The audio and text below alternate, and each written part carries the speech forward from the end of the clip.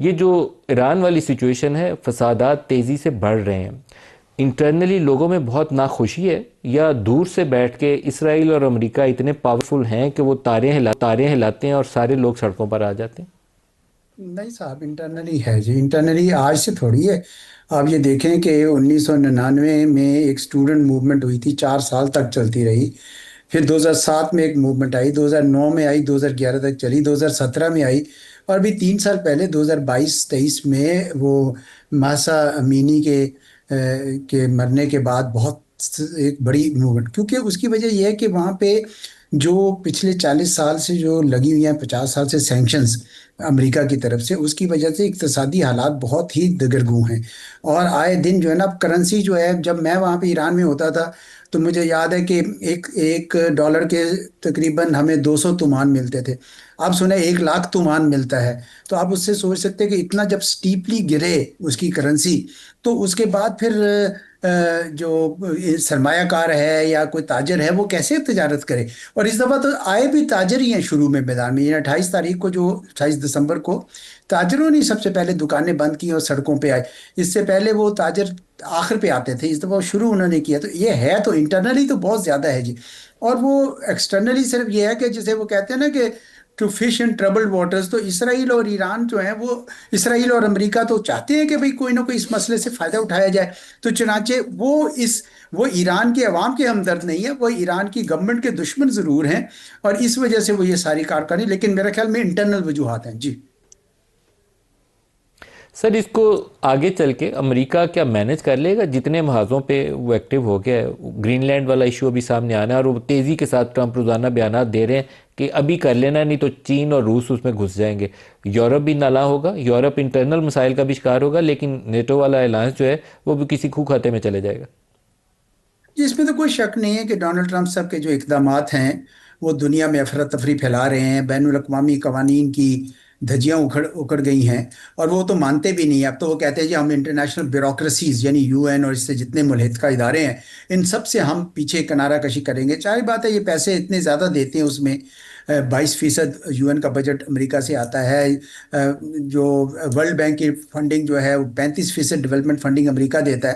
اگر یہ ہاتھ کھینچ لیتے ہیں تو کافی مسائل تو پیدا ہوں گے۔ اسی وجہ سے وہ ان کی لیوریج بھی جو بنی ہوئی ہے، لیکن یہ لیوریج کب تک ہوگی؟ جب یہ ختم کر دیں گے تو لیوریج بھی ختم ہو جائے گی اس طرح سے۔ اسی لیے ڈونلڈ ٹرمپ صاحب نے پہلے ہی کہہ دیا ہے کہ میں اپنا دائرہ سکیڑ کے ویسٹرن ہیمسفیئر پہ لے آؤں گا، یہ گلوبل انگیجمنٹس ہم سلیکٹیولی کریں گے۔ مقصد ان کا یہ تھا کہ بھئی ہم یہ جو دور باندھ کی جنگیں کرتے تھے، اپنے ٹروپس بھیجتے تھے، وہ ہم نہیں بھیجیں گے، ہم سلیکٹیولی انگیج کریں گے، یعنی جہاں انٹرونشن کرنی ہے وہاں کریں گے۔ ویسٹرن ہیمسفیئر میں تو ریزن ہو یا نہ ہو، وہ انہوں نے کرنا ہی کرنا تھا انٹرفیئر، لیکن اس میں بھی آپ کو پتا ہے کہ نہ آئل اصل میں ایشو تھا، نہ ہی ایشو تھا نارکوٹکس۔ اصل ایشو یہ تھا کہ وہ جو چین کو تیل جا رہا تھا، ان کا اگرچہ 50% تھا، لیکن چین کے لیے صرف 3% تھا، جو وینیزویلا سے جا رہا ہے، لیکن وہ اس کو بھی روکنا چاہ رہے تھے، اور ان کا خیال تھا کہ ہماری نیشنل سیکورٹی اسٹریٹجی کے مطابق ویسٹرن ہیمسفیئر میں اب کسی کو نہیں آنا چاہیے۔ گرین لینڈ البتہ وہ ایک پیش بندی کر رہے ہیں کہ یہاں پہ ہم اگر کوئی میزل ڈوم ہم نے بنانا ہے، حفاظت کے لیے شیلڈ بنانی ہے، تو ہمارے لیے یہ چین سے، روس سے کوئی میزل آتے ہیں تو اس کے خلاف گرین لینڈ میں ہم کرنا چاہیں گے۔ پلس اکنامک فیکٹرز بھی بہت زیادہ ہیں۔ اس سے یورپ جو ہے نا بڑا تلملا گیا ہے، اور یورپ تو خیر تلملا پہلے سے بھی رہا ہے، اب یورپ کو یہ احساس ہو گیا کہ ہم نے اپنے پیسے اپنے ڈیفنس پہ خود خرچ کرنے ہیں، تو وہ اب کریں گے، وہ بھی اپنے ویلفیئر پروگرامز کم کریں گے، امیگریشنز کے اوپر بڑا زور آئے گا۔ یعنی دنیا میں اس وقت کیوس جو ہے بڑھ رہا ہے۔ مڈل ایسٹ میں اسرائیل کے حق میں اور ایران کے خلاف وہ انٹرونشنز کر رہے ہیں اور کرتے چلے جائیں گے۔ پہلے جو جون میں جنگ ہوئی تو اس پہ انہوں نے دیکھا کہ ایران کا جو نیوکلیر پروگرام تھا اس کو تو کچھ زیک پہنچا سکے، لیکن میزل پروگرام بڑا ترکی بترکی جواب دیتا تھا۔ تو اس دفعہ میرا خیال میں ان کی خواہش یہ ہے کہ کسی طریقے سے موقع پا کے ان کے میزل پروگرام جو ہے نا اس کو کم از کم ہم نقصان پہنچا دیں۔ یہ ایران کے عوام کی حمایت میں نہیں کر رہے ہیں وہ، تو بلکہ بقول ایرانین اتھارٹیز کے کچھ شرپسند اندر شامل کیے ہوئے ہیں، بلکہ یہ تو صرف اور صرف رجیم چینج کرنا چاہتے ہیں، یا اگر وہ نہ ہو تو رجیم کو کم از کم ہم کمزور ضرور کر لیں۔ میرا خیال میں یہ ان کا بنیادی مقصد ہے، اور وہ اپنے مفادات کے لیے خالی یہ کام کر رہے ہیں، جس کا میرے خیال میں سب کو ادراک ہے جی۔ اعزاز صاحب، جو रूस और चीन की अभी तक की खामोशी है, उसको आप किस तरीके से एक्सप्लेन करेंगे? क्योंकि वेनेजुएला के बाद भी वो बोले नहीं, ग्रीनलैंड और ईरान वाले इशू के ऊपर भी अभी तक लगता है कि वो खामोशी है। तो कोई रद्द अमल नहीं है? या एटलीस्ट रूस वाले दो जहाज़ भी थे, रशियन फ्लैग दो बहरी जहाज़ थे जिनको उन्होंने रोका पकड़ा, अमले की राय से ज़्यादा रूस ने भी कुछ नहीं बोला। तो ये अजीबोगरीब सी डेवलपमेंट है।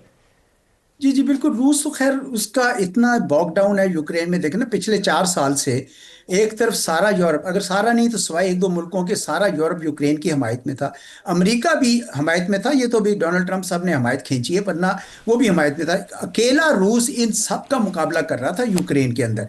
तो उस वजह से वो जब सीरिया में भी चेंज आई है तो उनके दो अड्डे मौजूद थे, उन्होंने कुछ नहीं किया। तो रूस तो मैं नहीं समझता कि कुछ भी करने की पोजीशन में है। मजम्मत करेंगे, अक़वाम मुत्तहिदा की सिक्योरिटी काउंसिल में कर लेंगे, वैसे भी कर लेंगे।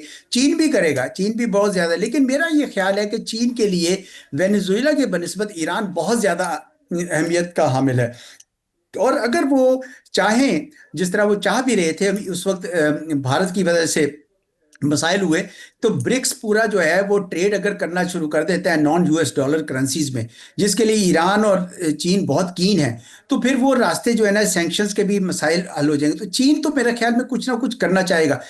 जाहिरन ना भी करे तो अलामतन मेरे ख्याल में वो कुछ करेगा। चीन को करना भी चाहिए, क्योंकि अब दुनिया की तवक्को है, अगर वो बड़ा मुल्क बन गए हैं तो लोगों की तवक्को है। लेकिन मेरा ख्याल है कि चीनी अभी तक उस पॉलिसी पे कारबंद है कि हम अभी झगड़े ना करें, अभी हमें पीसफुल राइज करना है। जब तक हम ताइवान ले नहीं लेते हैं उस वक्त तक हम ये दूसरी जंगों में शरीक ना हो, मुझे ऐसा लग रहा है। इस वजह से अमेरिका को, इसराइल को एक किस्म का फ्री हैंड मिला हुआ है, जिससे दुनिया भी खतरनाक हो रही है और मिडल ईस्ट भी खतरनाक हद तक मतलब बिगड़ रहा है।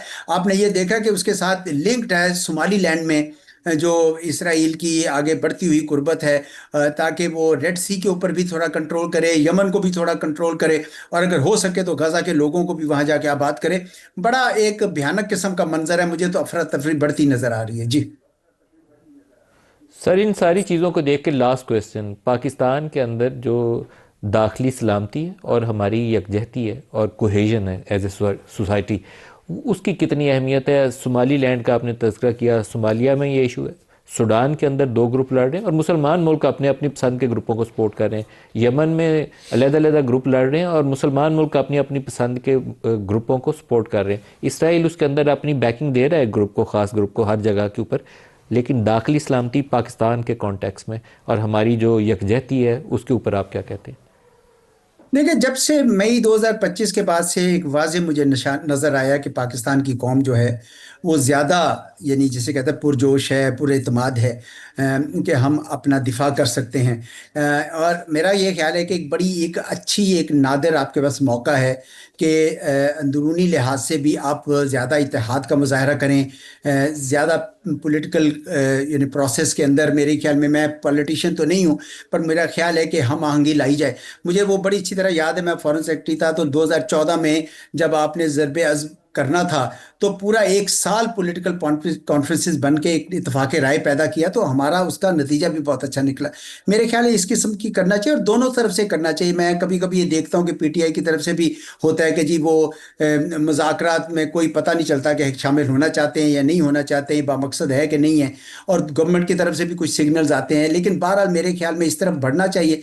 और उससे भी बढ़कर मेरे ख्याल में इक्तसादी पॉलिसी जो है आपकी, जो चीज़ें आप अगर सियासी अफरा तफरी रहे भी तो भी अगर आप इक्तसाद को बेहतर करना चाहें तो बहुत सारे ऐसे काम हैं जो आप कर सकते हैं। मिसाल के तौर पर ईज ऑफ डूइंग बिजनेस, जो हमारा ब्यूरोक्रेसी का रोल है, जो हमारा एटीट्यूड है इंडस्ट्री की तरफ, हम इन चीज़ों की तरफ अगर करना चाहें, हम अपनी कैपेसिटी बिल्ड करें, नेगोशिएट करें सही टर्म्स। आजकल हम कभी कोई चीज़ प्राइवेटाइज करते हैं, कभी कोई दूसरे, इवन पोर्ट्स एयरपोर्ट्स का भी हम सौदे करना चाह रहे हैं, तो ये सारी नेगोशिएशंस जो है ना हमारी बड़ी अच्छी नहीं होनी चाहिए, वरना आईपीपीवी वाला हाल हो। मेरा मकसद ये है कि इक्तसादी मैदान में भी आप बहुत कुछ कर सकते हैं अगर सियासी मैदान में ज़्यादा प्रोग्रेस नहीं हुई, लेकिन करनी चाहिए, क्योंकि पाकिस्तान मजबूत उसी वक्त होगा जब पाकिस्तान का हर शहरी महफूज होगा। और मेरे ख्याल में ये एक ऐसा काम है जिसके ऊपर हमारे क्या कायदीन जितने हैं उनके ऊपर बड़ी जिम्मेदारी पड़ती है जी।